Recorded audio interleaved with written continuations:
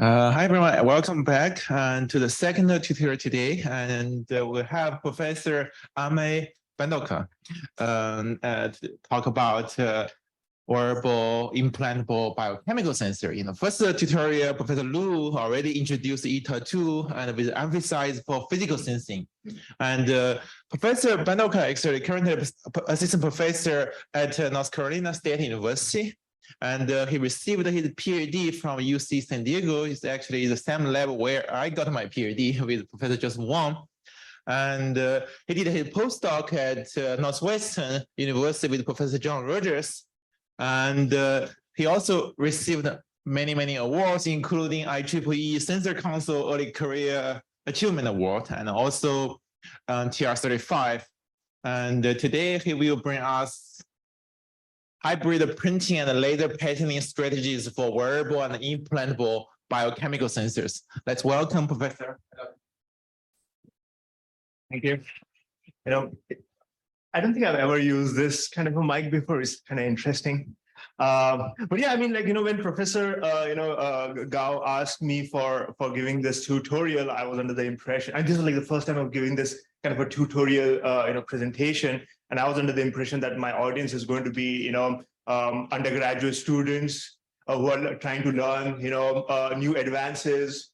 So I actually prepared my presentation based on that kind of an audience. But then when I came here, I was like, I think my audience is kind of slightly different than what I was expecting. So I quickly, put together a new presentation. So please apologize. I apologize if it's not, if it has some things in it. But anyway, so today what I'll do is, as Professor Gao mentioned, I'll talk about how hybrid manufacturing tools are necessary for developing advanced biochemical sensors, and I'm like in the morning, I'm like, when I came here, I was like so excited to give this presentation. So I'm going to give you a bonus, in addition to some biochemical sensors, I'm also going to be talking about batteries for powering these systems. Again, we are not trying to develop systems, a battery system that can power the next, electric vehicle or something like that. We are more interested in developing niche battery applications for, again, for wearable and implantable applications, because mostly what people will do is they'll use conventional lithium-ion batteries or flexible alkaline batteries for these kind of tissue integrated applications, which we believe is not the best way, the best power source.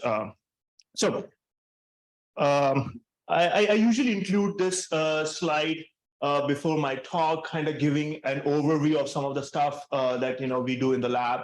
We kind of try to divide our work in like two aspects, but of course connected to each other. The first one is on fundamental work, mostly on playing with the materials and the design parameters to develop flexible devices, for example, like these over here, flexible chemical sensors, but also energy harvesting, so harvesting energy from the person's sweat. And then even making them more tissue-like, so for example, soft and stretchable, but also self-healing. So all of these are basically fabricated using a screen printing technology. I'm going to show you some quick examples of these. And then once you have kind of developed these kind of materials, then we do like systems level integration, which is something that most of the stuff that I learned when I was a postdoc at Northwestern in Professor Rogers' lab. So I basically have divided like into three different subgroups that we work on. The first one is on wearable sensors. The second one is on neurochemical sensors. So it could be implantables, as well as something that we are doing actively is on organoid integrated platforms for in vitro monitoring of systems. And then, as I was talking about earlier, battery applications for both wearable and implantable. So the three components that I'll be covering today are wearable chemical sensors, then implantable neurochemical sensors, and the battery components for powering these kind of devices. So when it comes to fabrication, there are a lot of tools that are available, and depending on the kind of platforms that you need, you may want to select one or the other, or a combination. And I'm going to be talking about how we need to use combination of tools for developing some of these platforms. So the two tools that I'll be covering are screen printing and laser patterning. And almost all the systems that I'll be showing, it will be a combination of these at least. So just a brief overview of what screen printing and laser patterning is. I'm pretty sure quite a few of you are already aware of it, but just like just a refresher. Screen printing has been used for I would say like centuries. Mostly for printed T-shirts and clothing materials, and it's only in the past few decades it's been like actively used for developing electronics components as well.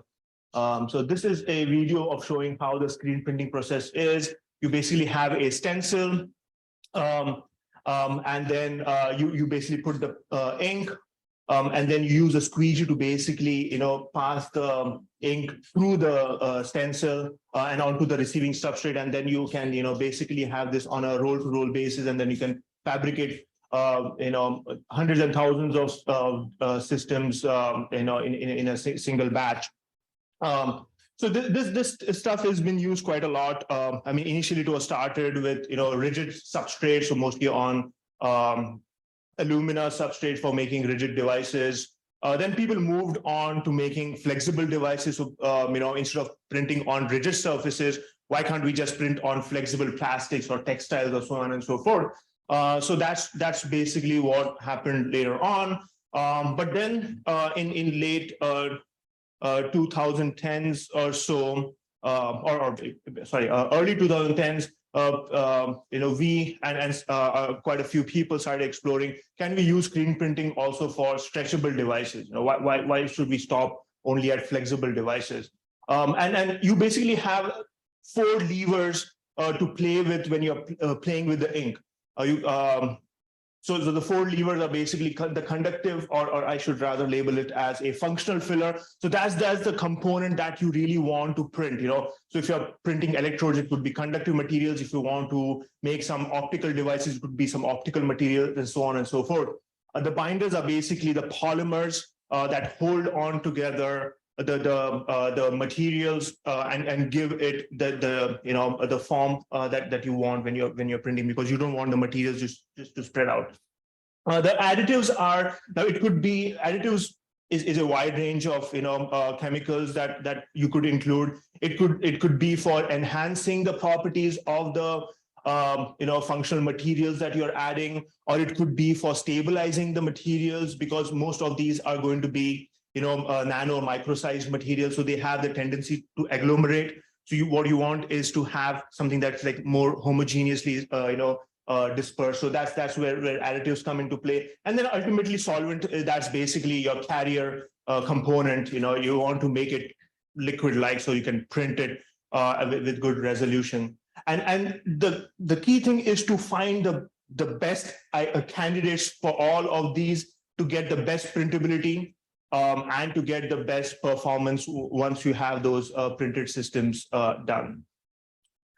So as a PhD student, that's basically what my PhD topic was.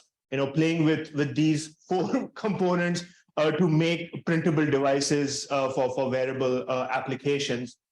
And most of the work that people were doing when it comes to these wearable printable systems was mostly on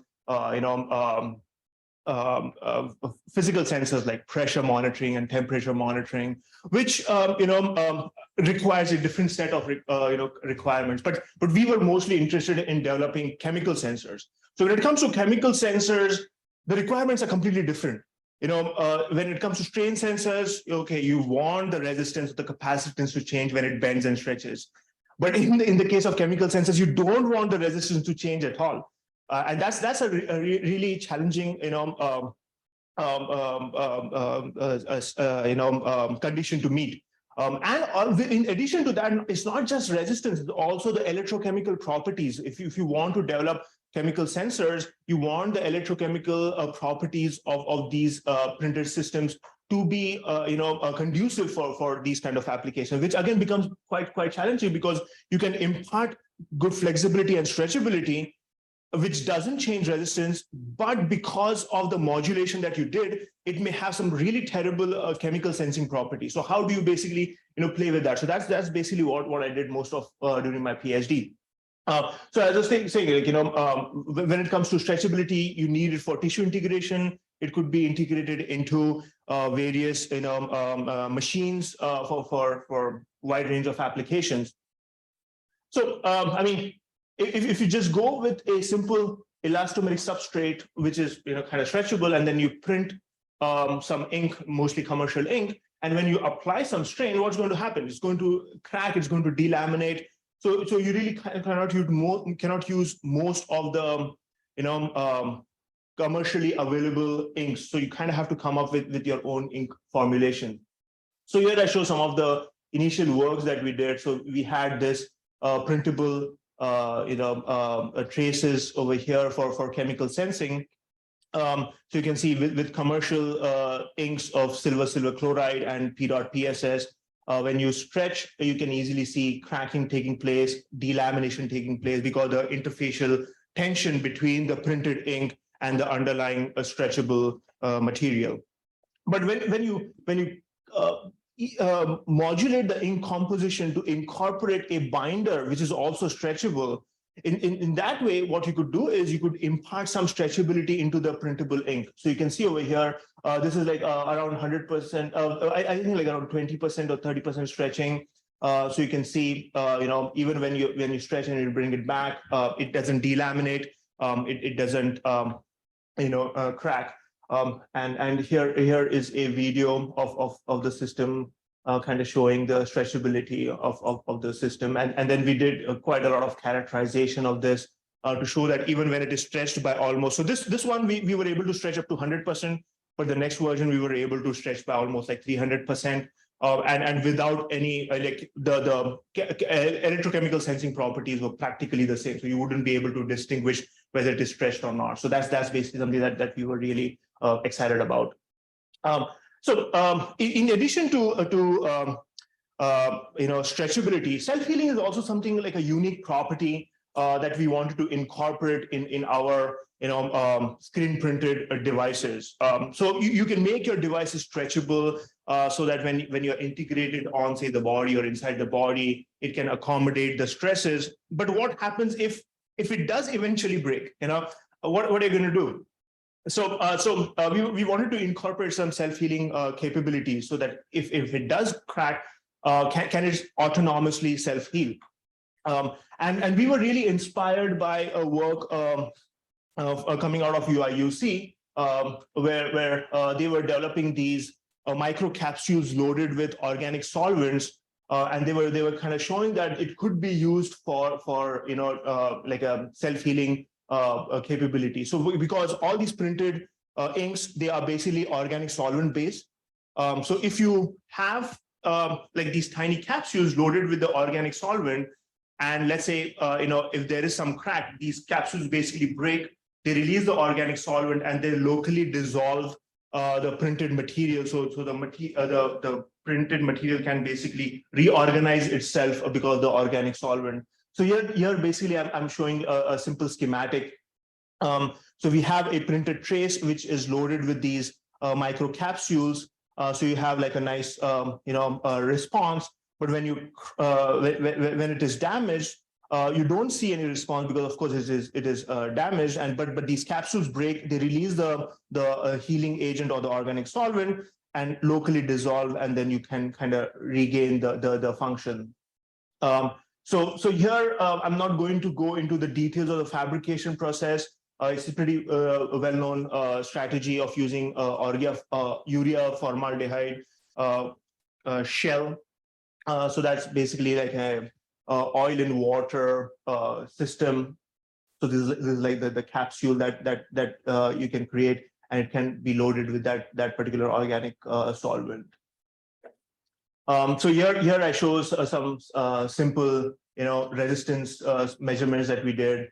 So all these lines that you see, like a sudden increase in the resistance, basically where we did the damage. So you can see like the moment it's damaged, the resistance is like basically open circuit, and then immediately you start seeing a response because of the healing of the system. So you can see over here.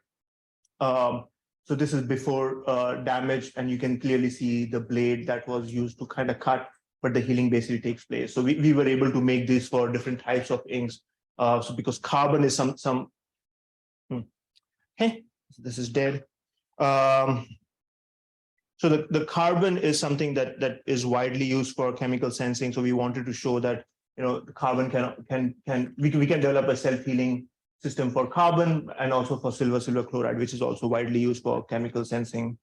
So here I have a video of that shows basically the healing process in action. So you have a conventional ink which is over there, but you can see the self-healing one basically, within a few seconds, it regains its conductivity. I can play this one was a much shorter one.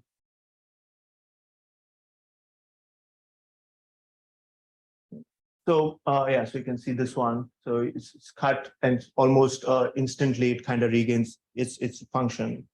So the next technique that we widely use is laser micropatterning.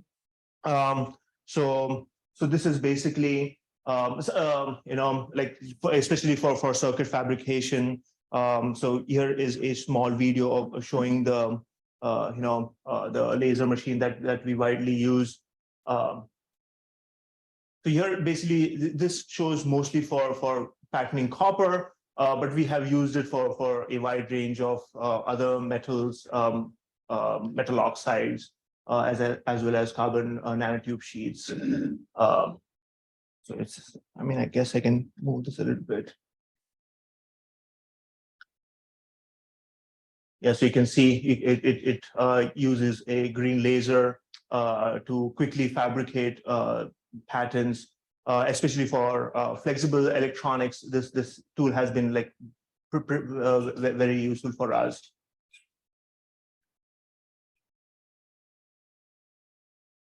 So I'm not going to play the entire thing, but you can kind of clearly see, the use of this particular tool.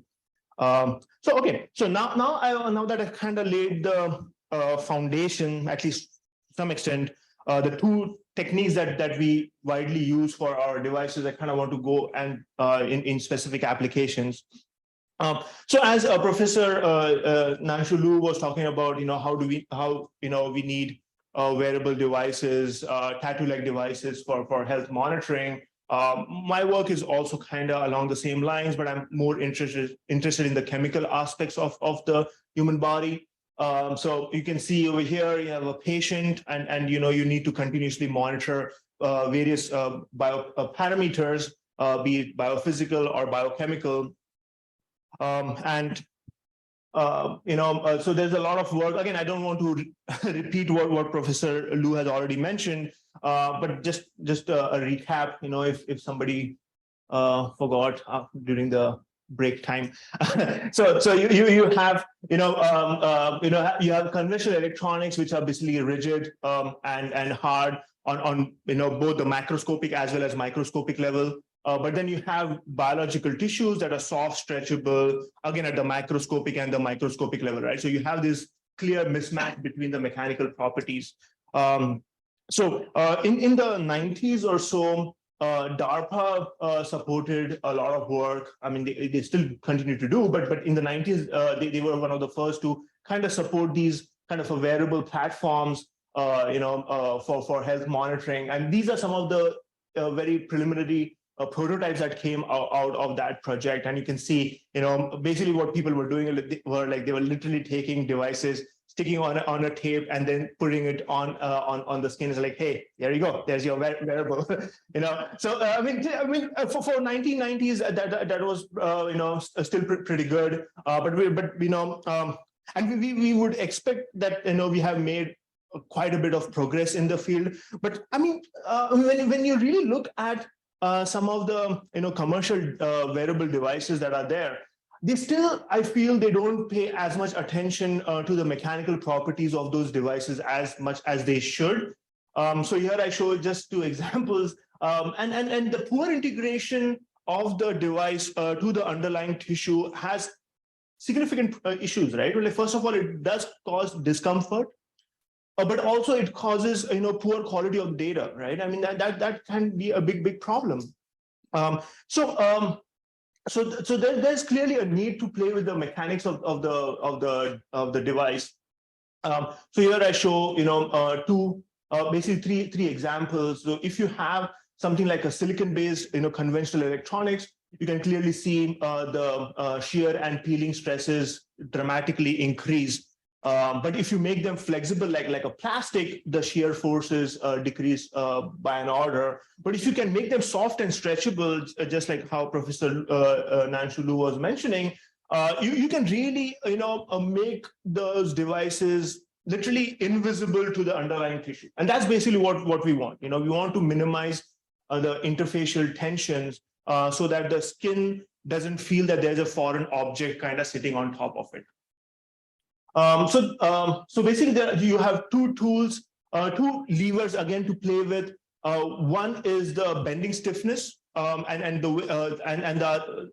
one is the bending stiffness, which depends on the dimensions, and also the the key parameter that you have to play with is the bending stiffness, and those depend on two parameters: the dimensions of the device and the Young's modulus. So you kind of the material properties and the dimensions, you play with it, and you will be able to develop systems that can conformally attach to the complex contours of the biological tissues. So here I show two simple examples.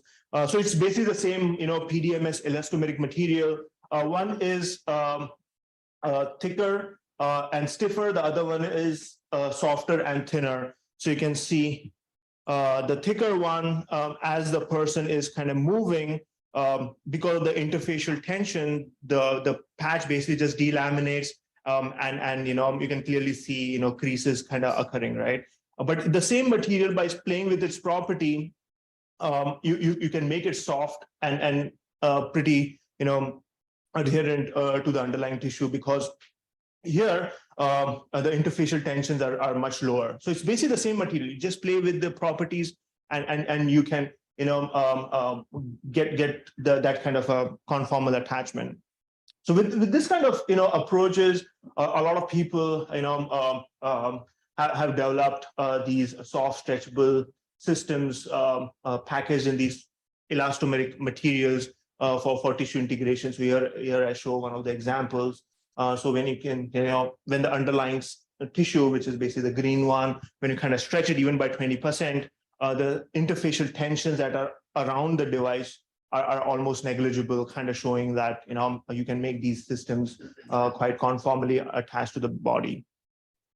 So with this kind of approaches, people have developed, again, a lot of systems for both non-invasive and invasive applications. So here I show some of those kind of examples, but as you can see, most of these are for biophysical monitoring. So, temperature, motion, electrophysiology, all the stuff, that Professor,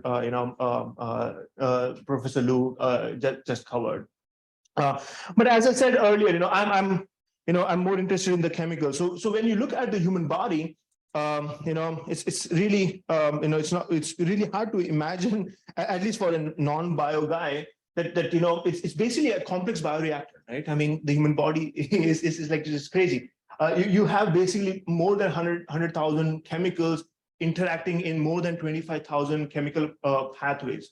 So by only monitoring physical parameters, you're not going to be capturing the human physiology in a comprehensive way. So you kind of have to monitor the chemical parameters as well.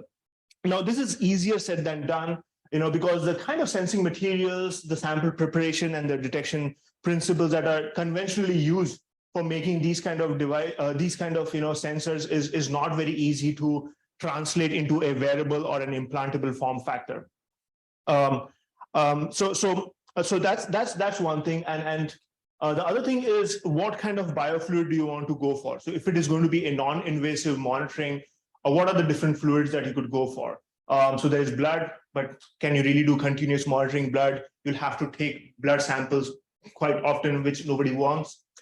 Urine is a good biofluid, but again, how do you get continuous urine supply. That's not going to be possible unless you are using a catheter or something like that. Saliva, again, the mouth produces quite a lot of saliva. It has a lot of physiologically relevant chemicals.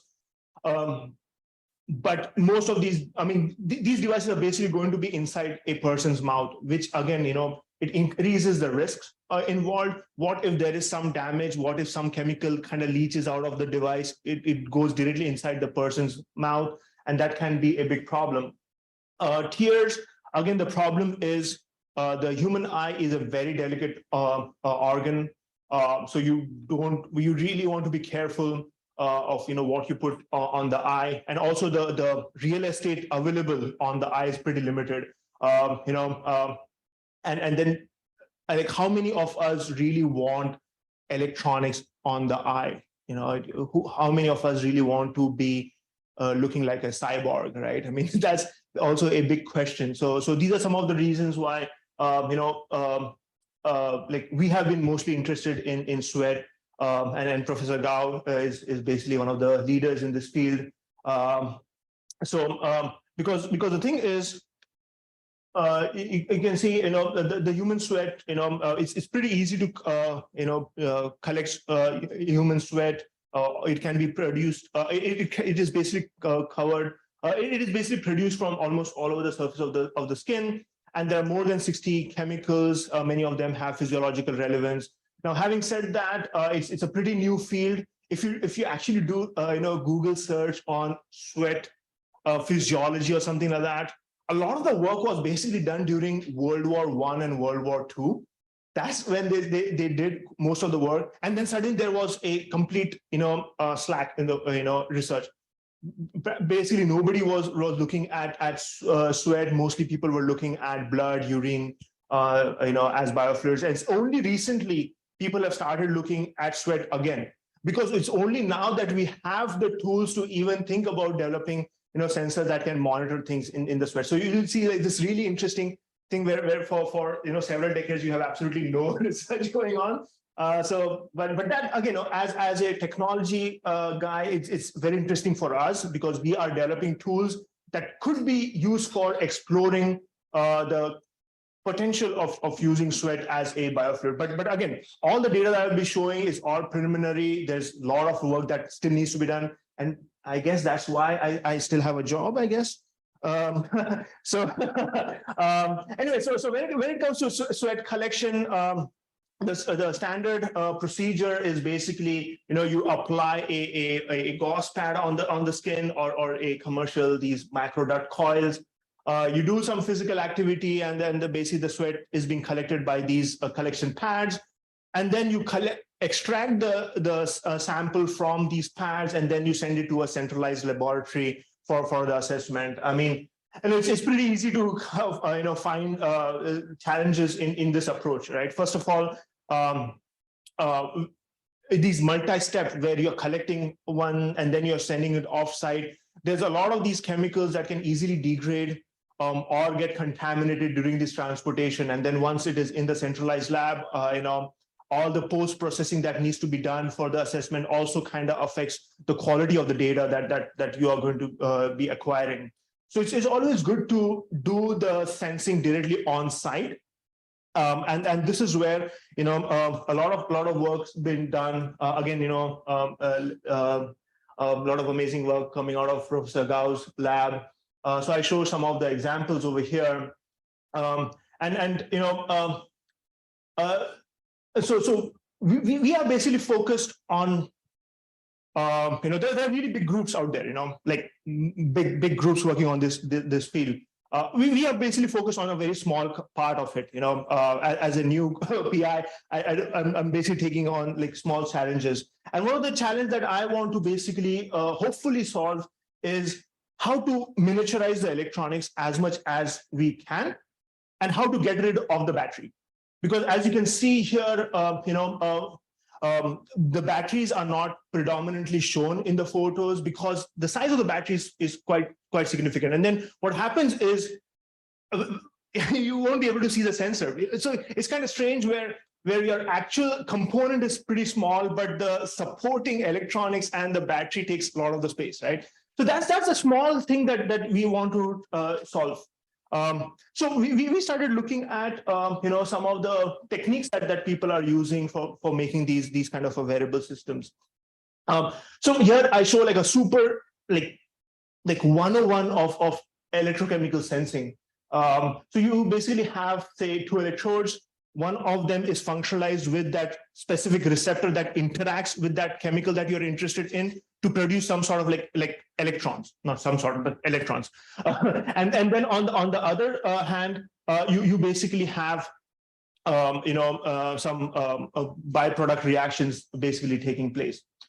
So the problem with this particular approach is these reactions are non-spontaneous. So again, basic thermodynamics says that if it is a non-spontaneous system, you need an external supply to kind of drive this reaction, right? So this is where you need a potentiostat, which basically with a battery-powered system. So you're like, okay, maybe somehow we can make this reaction spontaneous. So we may be able to get rid of that external driving force that is required. And the other thing is most of the people, they use a Bluetooth because, it's, you don't need a receiver close to you. You can easily transmit the data wirelessly. So we said, okay, let's compromise a little bit on that. Instead of going for a Bluetooth, let's explore near field communication. That's basically the same technology that people that is there in your cell phone for wireless charging, or whenever you tap your card for payment, the wireless the tap based payment approach basically uses the same NFC technology. So one of the good things about the NFC technology is you can make it battery free, so you can get rid of the battery. But one of the negative parts of that is you need to have that receiving antenna pretty close. That's why it's called near field, right? So it has its own good and the bad. So you kind of have to consider both of them. So this is basically what we came up with. So what we did is we did not change much on the electrode that has that selective receptor that reacts with the chemical, but on the other electrode, what we did is we converted that electrode into a oxygen reducing electrode. And when you couple this, what you get is a spontaneous system. Okay, so it basically acts as a fuel cell. And for a fuel cell, you really don't need an external power supply, right? So it is basically going to produce energy just by itself. And since it's a fuel cell and the fuel is the chemical that you want to detect, as the concentration of the fuel or the analyte changes, the power that this system is producing also changes. So by basically monitoring the power or the voltage, whatever you want to monitor, you can basically quantify the chemical. So with that, we were able to get rid of that potentiostat. So we were able to miniaturize the electronics.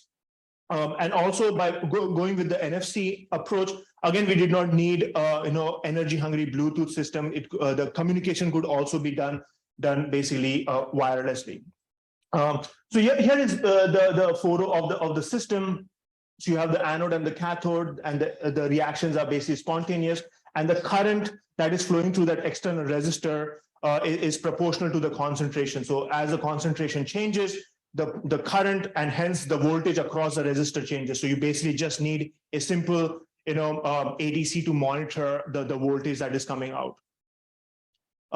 So this is basically the patch that we developed. So it has a soft microfluidic system, which houses the 5 parameters that you want to monitor: lactate, glucose, sweat rate, chloride, and pH.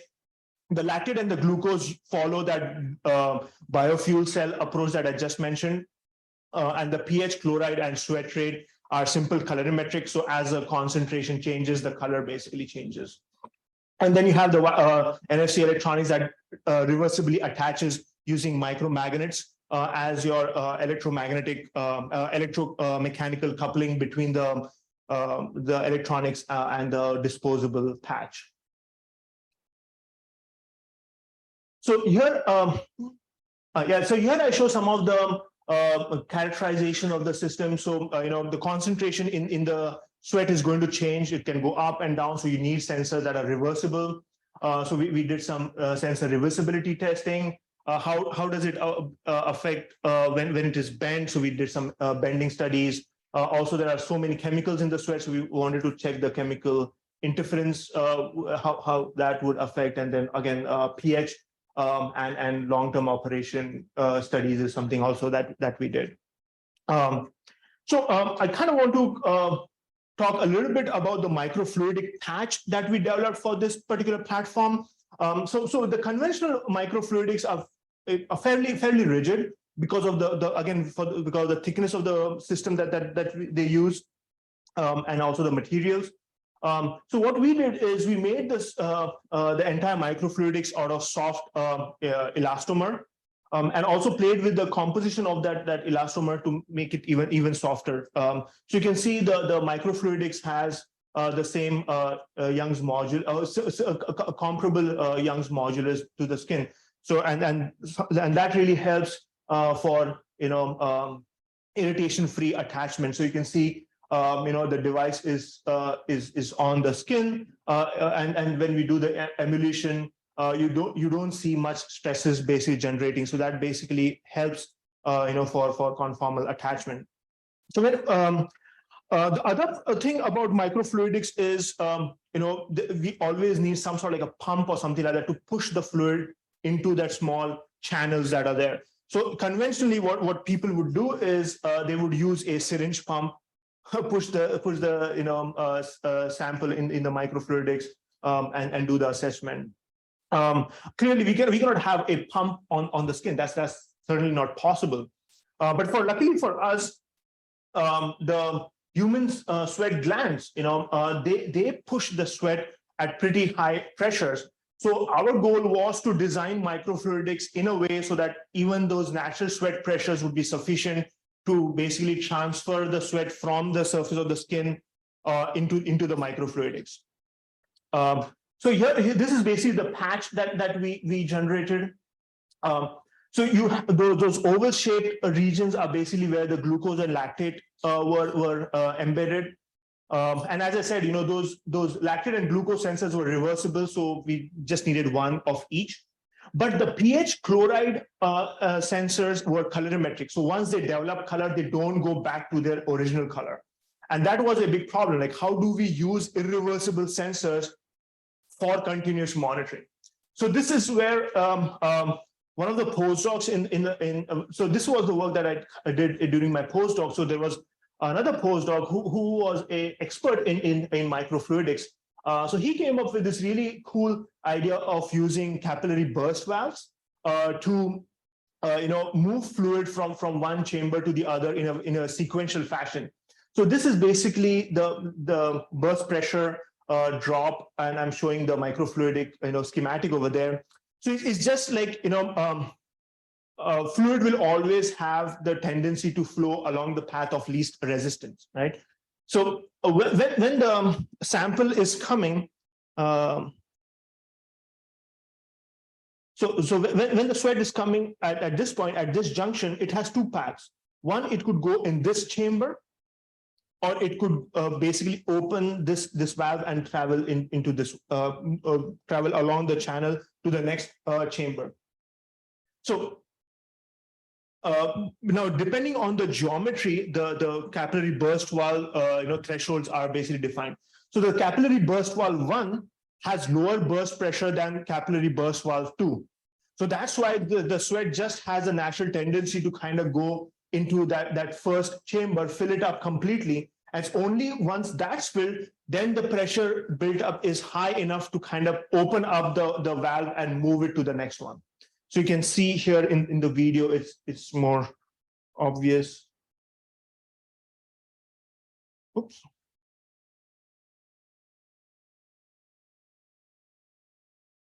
So the sample comes in, it first fills the chamber 1. Once it is filled, only then it travels to the second one, and then so on and so forth. So if you embed your irreversible sensors in each of these chambers, so when the sweat comes in, it is going to sequentially fill, and then you can do at least a semi real-time monitoring of the chemicals that you're interested in. So this is pretty interesting because then it really opens up, avenues for incorporating irreversible sensors, which yes, please. Yeah. What's the weakness of such thing? So the weakness of this thing is you cannot have too long of a channel because then the pressure that is required takes up a lot of time. And the other thing is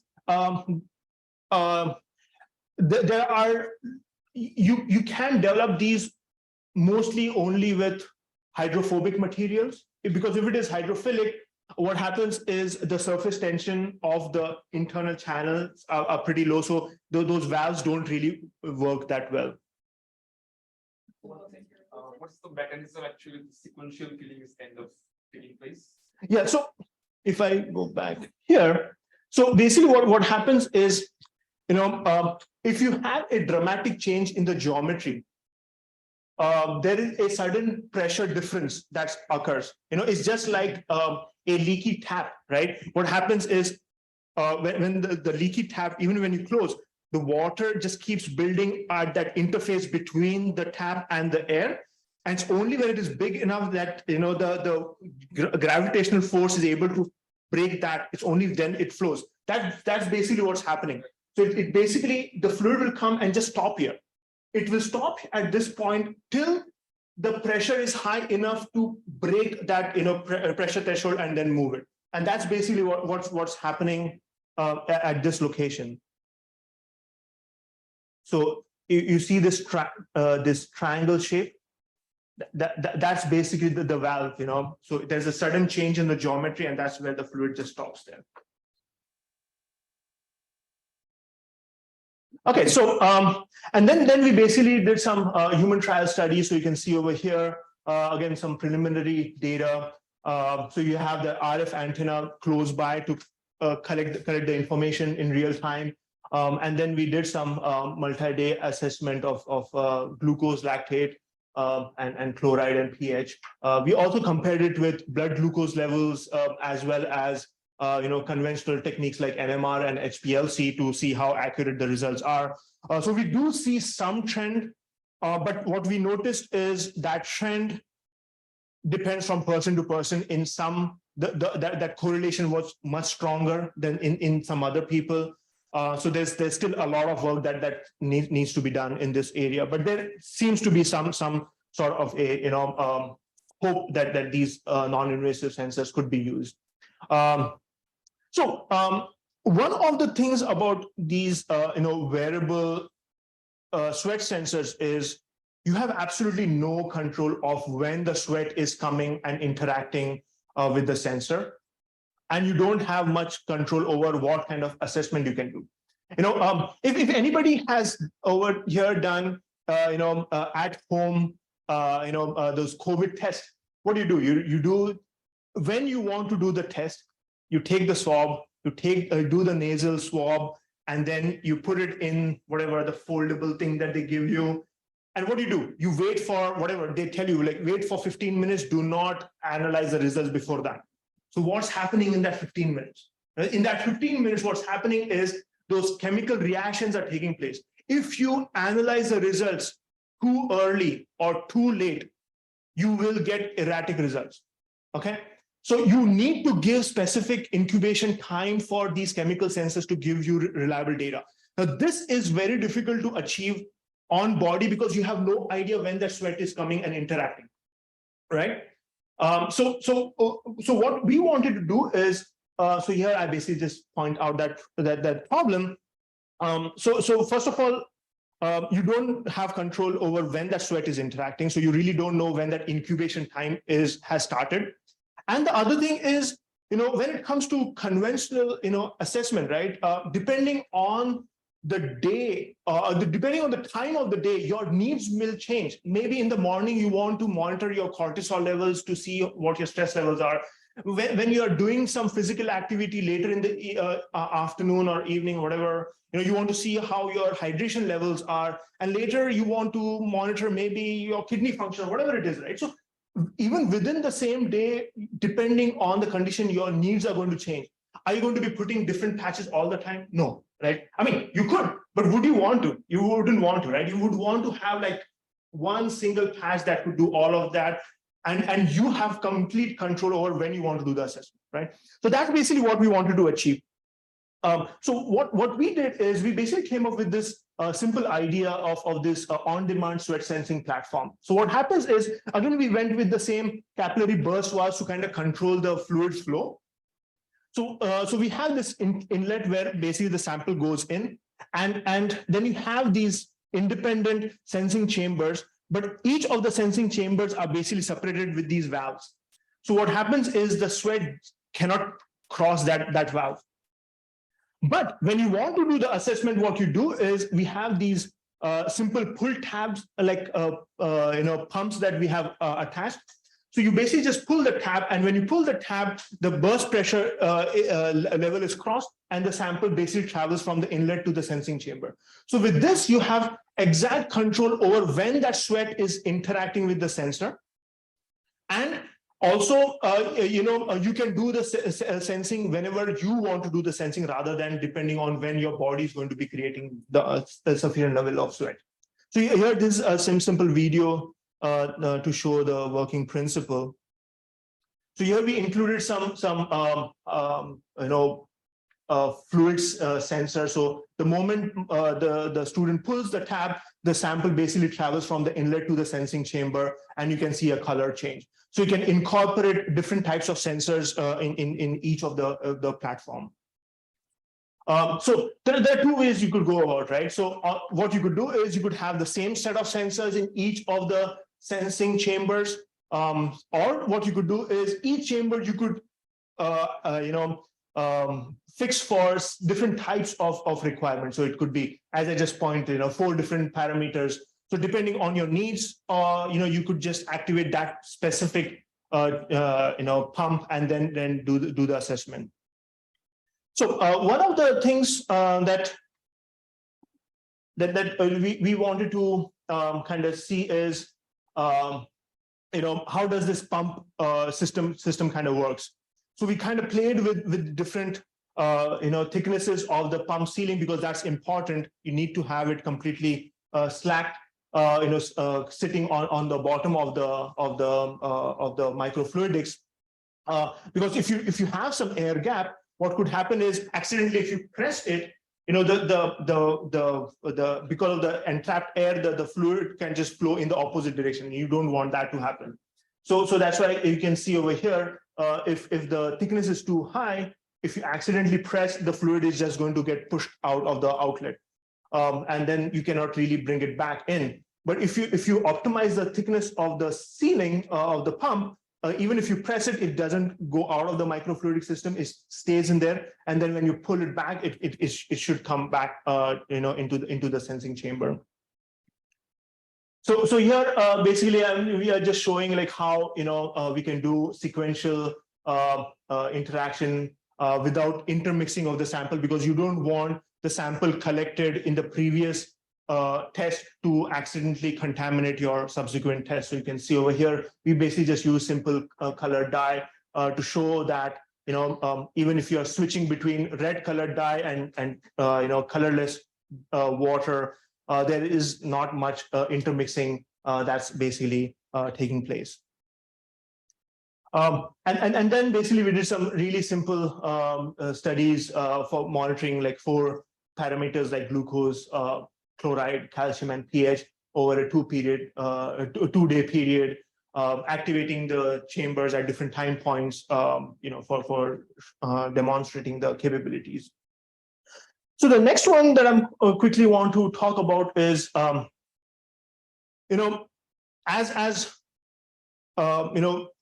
ideally, I would want to detect all the chemicals that are present in the sweat directly on the body, but unfortunately, we are not there yet.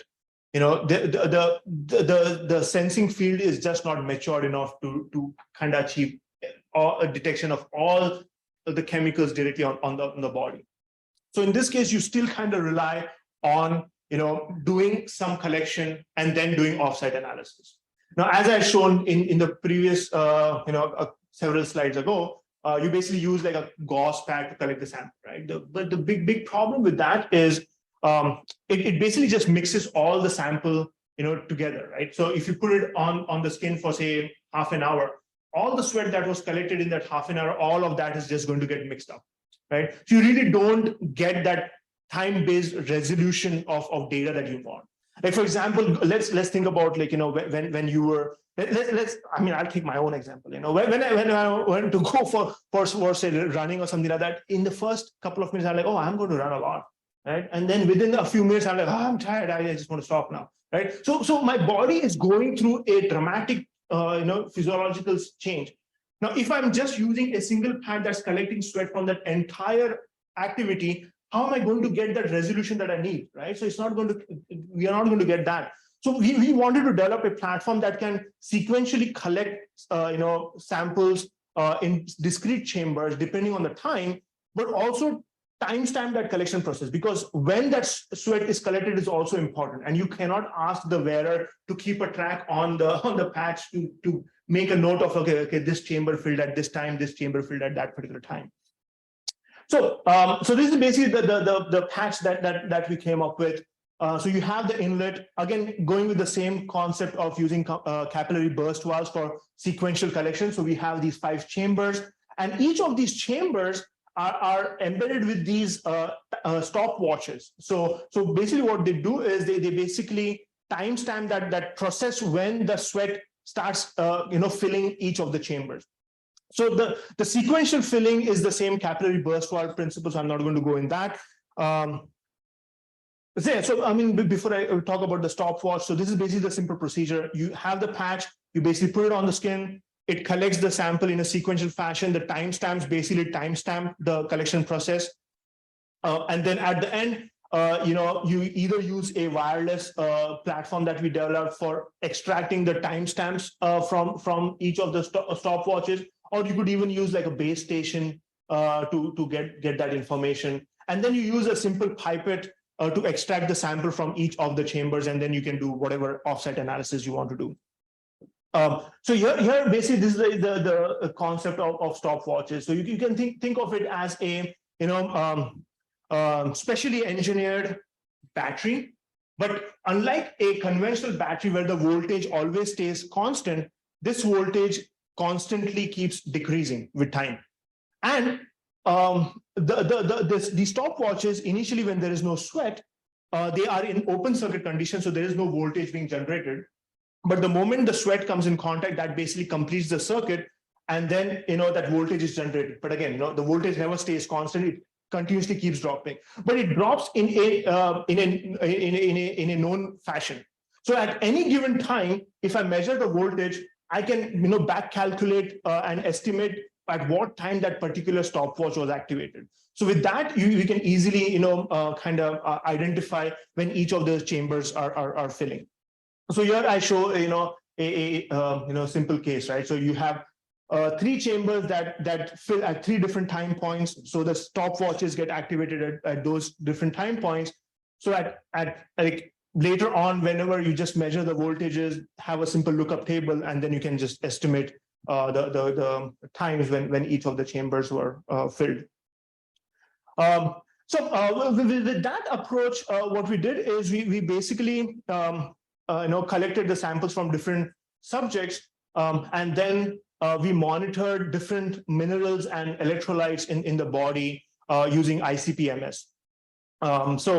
We collected, and then we sent it to the lab for doing the assessment. And as you can see, depending on what chemical you're looking at, some of them increase with time, some of them decrease with time, some of them decrease then increase again. So all of this is was pretty new in the field, because up until now we really did not have a platform that could give this kind of resolution. Most of the work was basically, oh yeah, over the time this mineral or this electrolyte increases or decreases. Okay, but it may decrease, but it may also increase and then decrease, or it could just keep on increasing or decreasing, right? So all of that high resolution assessment was not possible, but with this particular platform, we were able to do that. So this is what we have been doing in the field of sweat monitoring. But recently we have started also working a little bit of using that kind of knowledge for doing wound monitoring as well. I mean, here I show like two photos of identically looking wounds. So you can see in those initial days, both the wounds kind of look pretty similar to each other, right? I mean, it's hard to say which is a chronic wound. Chronic wound is basically a wound that doesn't heal on time. And normal wound is, of course, the one that heals. So, but it's only after day 7 or so you start seeing dramatic differences. But the problem is by the time the day 7 has occurred, irreversible damage has already happened. Okay. So the key requirement, in wound care is, can we identify chronic wound as early as possible? Okay, and in that area, there's the conventional methods really don't live up to the expectation. So one is visual assessment. I don't know how many clinical doctors have the capabilities to just look at the wound on day 1 or day 2 and say like, oh, this is a chronic wound, right? And then method 2 is mostly on wound culture assessment, but this is really painful and it is expensive, time consuming, and this process is done only when the doctor already knows that that it is a chronic wound. It is just more like a confirmation test. Okay, so again, the damage has already been done. There's been a lot of activity going on in this field, and again, Professor Gao recently published an amazing work on this topic. So here I show some of the examples of these really sophisticated devices. They can do drug delivery, they can do sensing, not just single parameter, but like multi-parameter sensing and so on and so forth. And again, as a small group, I wanted to focus on a small part of it. And I was like, okay, do we really need to monitor? Yes. You have data on misdiagnosed percentage or number of misdiagnosed, like you mentioned before? Statistically, I mean, it's kind of hard to say. But yeah, actually, I don't know exactly, because it all depends on, how do you characterize what is misdiagnosis? Sorry? No. This. So like the misdiagnosis in this? Yeah, so I mean, this is mostly based on my interaction with the clinicians, because it's kind of hard to publish something like, hey, I made this mistake, publish my work, Yeah, so we kind of wanted to see, like, is there a need for monitoring so many chemicals? Can we monitor just, like, would it be better to just monitor a few chemicals and still get as much information as possible? And that's basically what we were interested in. So we did a lot of research on the topic, and then we found that lactate is a pretty interesting fluid biomarker, because that's basically instigates a lot of like the downstream processes of healing. Is basically, lactate plays a vital role in that. So we were like, okay, let's monitor vital lactate and see if we can do the assessment.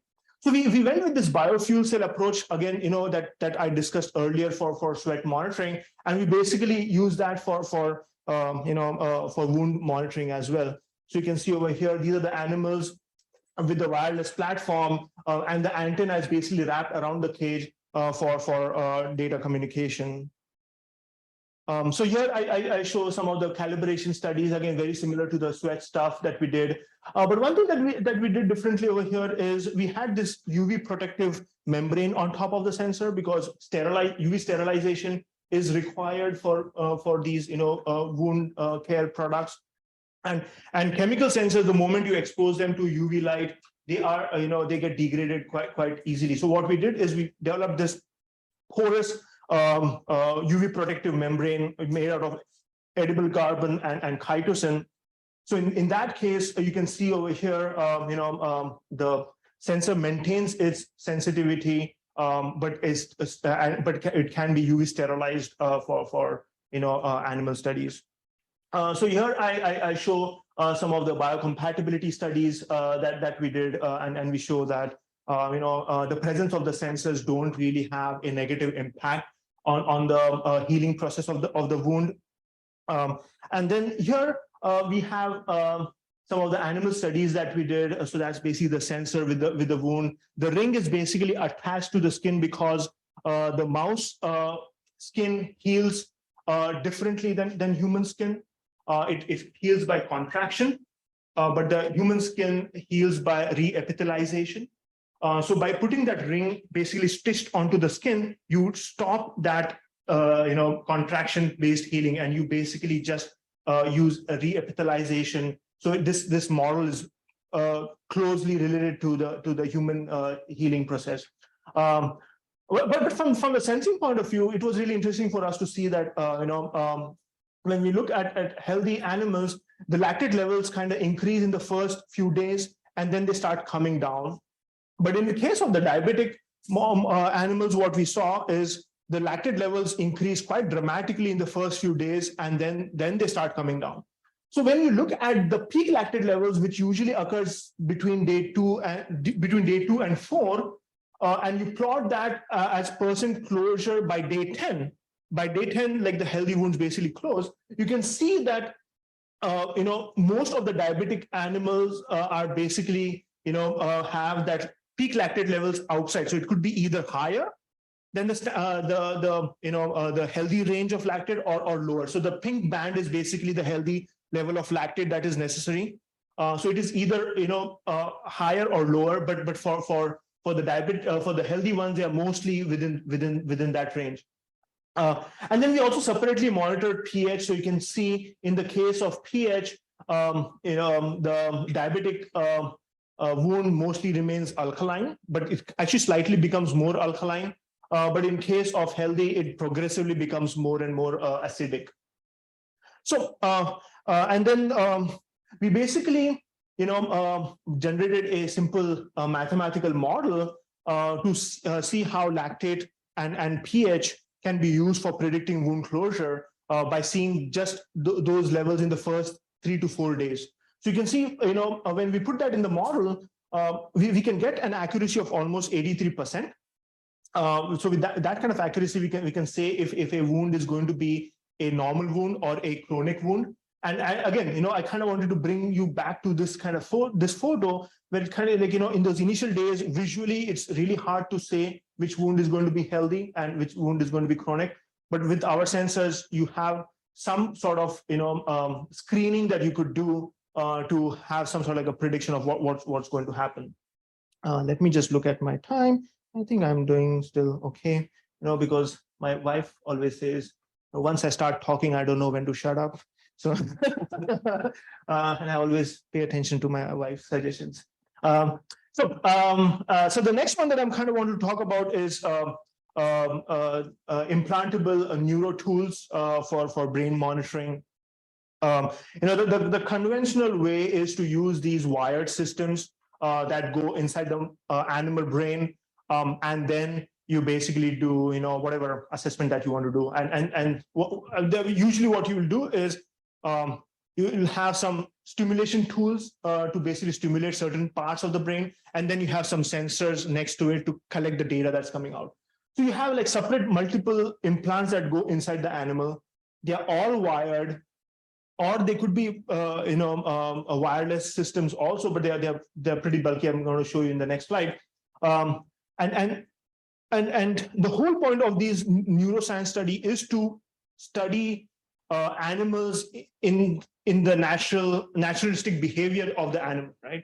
But imagine if you have something like a bulky system, which is like a battery powered system, which is 6 grams, and the size of a adult mouse is usually around 20 or 25 grams or so. So you're basically carrying a significant amount of weight on your head, and someone is expecting you to behave naturally. I don't think that it's a fair thing to ask. So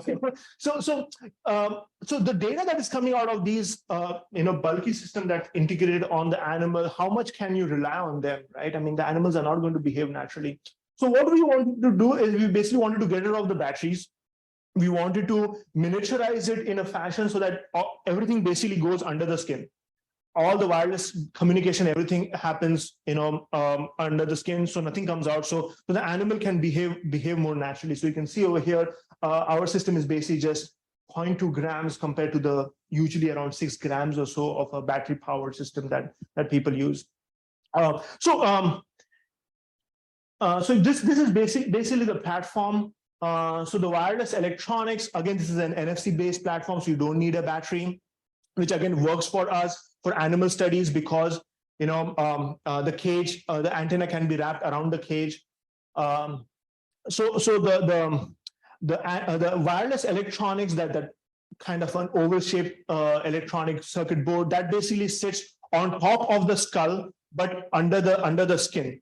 So it's subdermally implanted, but that shank, that micro needle that comes out, that basically goes inside the brain. So the neurosurgeon will basically drill a hole and then put the needle inside the brain. And you can see there are two components over there. One is the micro LED, which is for optical stimulation of the brain. And right next to it is a dopamine sensor for capturing the dopamine signals that are coming out of the brain. So here, this is basically the layout of the needle. I'm not going to go in details of this, but I'm happy to do that. But we spend a considerable amount of time trying to identify the best materials in the fabrication process because the wireless electronic fabrication is a completely different process compared to the chemical sensor fabrication. So how do we bring all of it together, in a seamless fashion was something pretty challenging for us. So when it came to materials, we explored quite a bit. These are just some of the chemicals materials that we explored for electrode fabrication, for ease of fabrication and good quality data.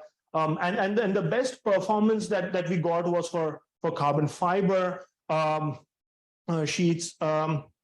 But we were still not very happy with the sensitivity. I mean, you can see over here, we were getting fairly decent sensitivity, but not good enough. So we wanted to see if we could further improve it. So what we did is, when we did some SEM analysis, we saw that it had a lot of pores and holes in it. So it was effectively reducing the electrode area. So what we did is we kind of filled it with chitosan and then pyrolyzed it. So when we did that, those holes were basically filled up with this highly conductive material. So that kind of improved the sensitivity a bit. But we wanted to push it even more. So what we did is we functionalized it further with the single wall carbon nanotubes, and you can see that there's this dramatic increase in the sensitivity. And then we compared it with some of the published work. So these are some of the highest sensitivities that were reported. So you can see that our sensor has almost comparable sensitivity to the most sensitive system that was published before us. But one of the benefits of our system is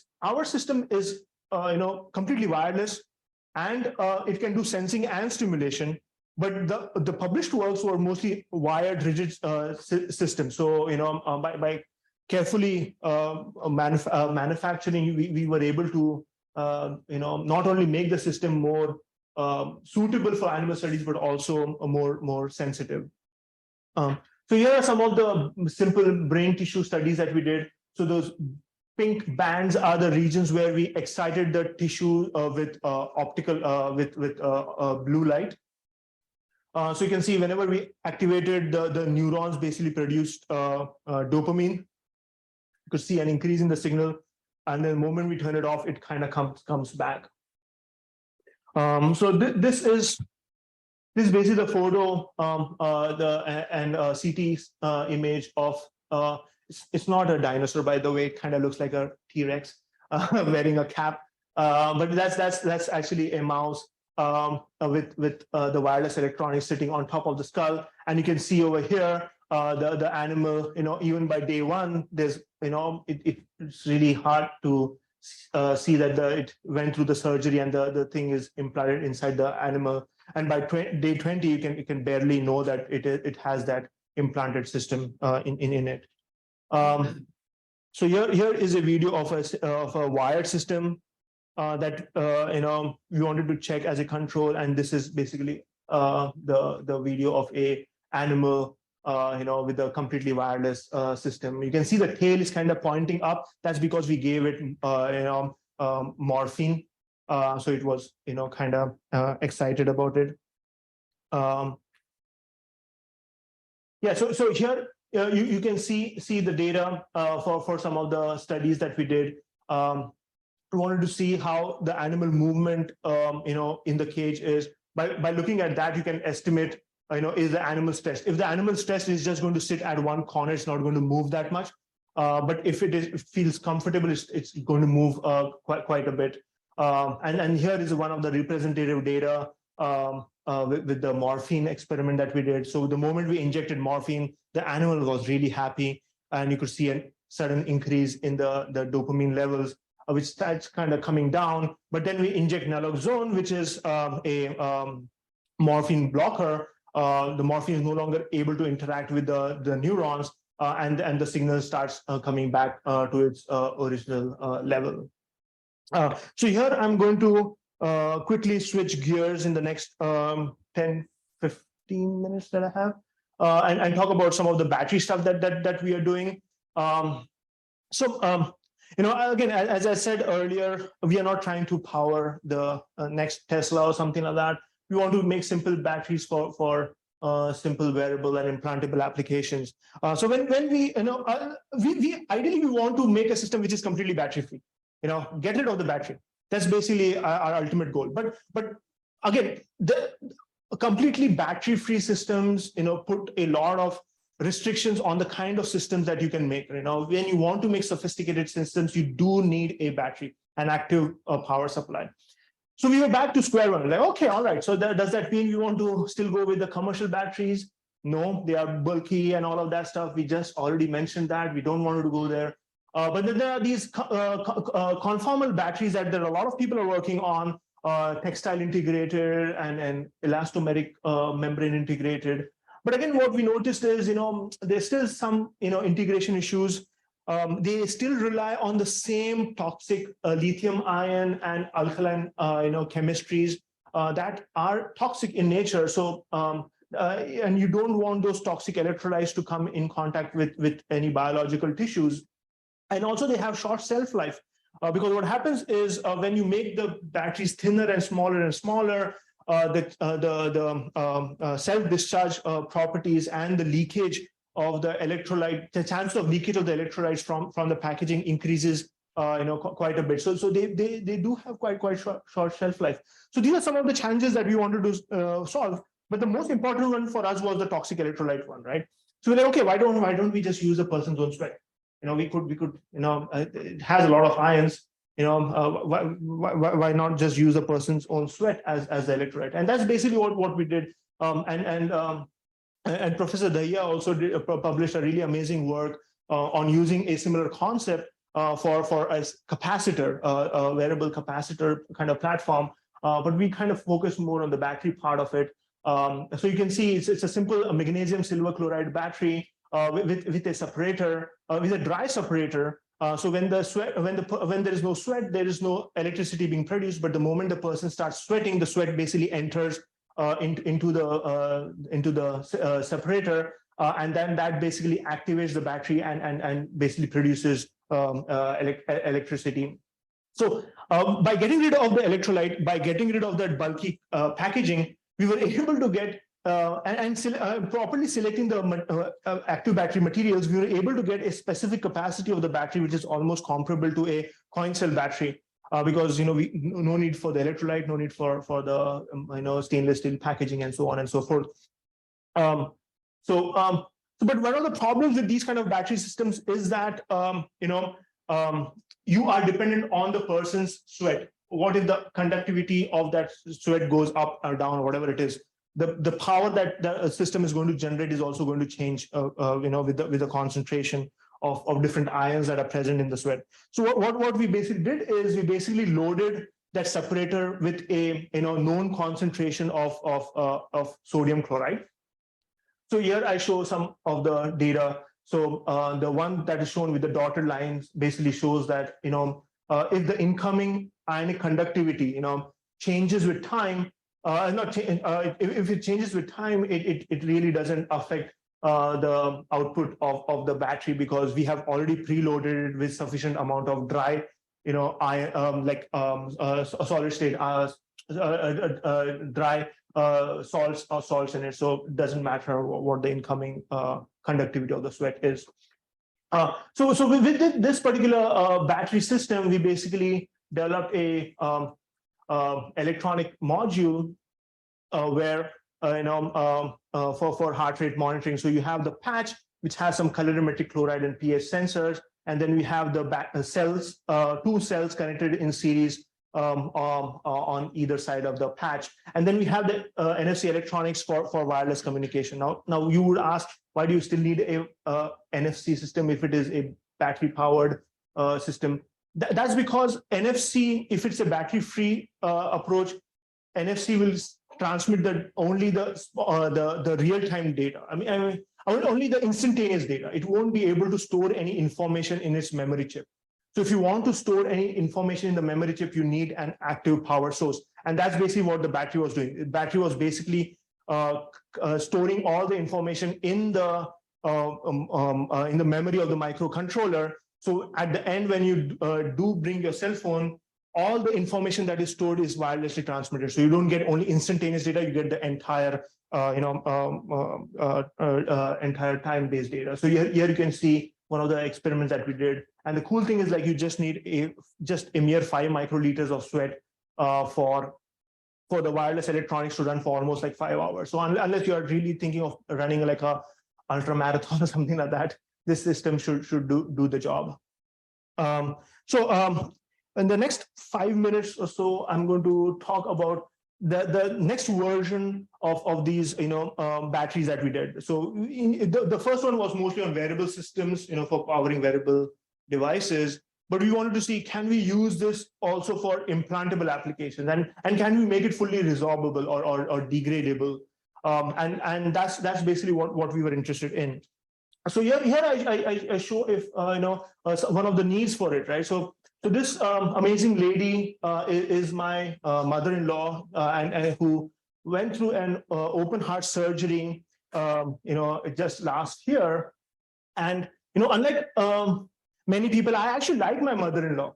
So I was really sad to see that she had to go through an open heart surgery, and then she had to have a temporary pacemaker implanted in her for a couple of days, just to make sure that the heart is functioning properly. So you can see over here, you have the nurse, and this is this big battery pack that the person is carrying, and these are all the wires that go inside the heart, or on top of the heart. So you have to have this temporary pacemaker for a couple of days. Then again, she had to go through another second round of surgery just to remove that pacemaker. Okay, so what if we could have a pacemaker which is resorbable, which you could do just one surgery, put it inside, and then don't need to worry about, so that it will just the body will just absorb it by itself. You don't need to do a secondary surgery. But there are also other needs for eco-friendly power sources, right? I mean, like just in the US itself, 3 billion batteries are thrown away every year. So what if we could make these batteries out of resorbable materials, or degradable materials, or green materials, right? And we, of course, we were not the first one to think about this. We are not ever the first ones to think about it. There's always someone who has done some work. But what we noticed two things, right? So first thing is the operating voltage of these resorbable examples that people have published was pretty low, like less than 1 volt. And then the energy density is also pretty low. So if you really want to use these, and here I show one example, you have to have like multiple of these cells connected together to power a tiny LED for maybe a few minutes or so. Right? So that's not really practical, right? You need to have something that actually you could use. So that's where we came up with this magnesium iodine setup. Again, there is nothing new about magnesium iodine. People have been using this for a long time. But the unique thing that we did was, instead of going with a homogeneous battery setup where you have the anode and the cathode all in one single pouch, we basically went with a hybrid system where the anode is separate and the cathode is separate. So the anode, the magnesium, is basically using the surrounding biofluid as its electrolyte. but the cathode uses a degradable choline-based ionic liquid as the electrolyte. And when we went with this, again, I'm not going to go in detail, but when we went with this kind of a setup, we got a performance which was several orders better than a combined system. So because of limited time, I'm not going to go in this part, but I'll be happy to talk about it later. But when you started comparing the system, you can see when it comes to resorbable systems, on almost all the energy parameters, our performance was pretty impressive. But also, if you start comparing it with commercial non-degradable systems, even there, our battery performs quite efficiently. And we did some back of the envelope calculations to see, like, in a human, what is the biggest size of the battery that we could implant without causing any harm. And based on an assessment, we could put a battery which has a capacity of almost 900 milliampere hour, which is a lot of juice. You could power a lot of things inside the human without any issues. So as a demonstration, what we did is we basically powered a resorbable pacemaker. So you can see, initially, the heart rate is kind of low, and then once we start spacing it kind of increases. Now, don't be alarmed by looking at the 600 beats per minute. That's the normal mouse heart rate is for the animal, unlike humans. But we also did some environmental, as a demo, kind of like for environmental sensing. So what we did is we had a temperature sensor basically powered by the by the resorbable battery, and we place that in the lab, and you can see, after it stabilizes, it gradually starts increasing because more and more people were coming to the lab, and the ambient temperature was basically increasing because of more people coming in the lab. And then as people started leaving the lab, the temperature started coming down again. And now this was more for the demonstration that our systems could be used for environmental monitoring, but the students kind of took it in the wrong way. They were thinking like we were going to use this as a way to know when students are coming to the lab and when they're leaving. But that was not the motivation. But it could be used. But I'm not saying I'm not advocating for that. So with that, I'll end my talk. And of course, I'm the guy who does the talking, but these are the people who actually do the work. And of course, I would like to thank all the funding agencies. And with that, I would like to thank you for your attention.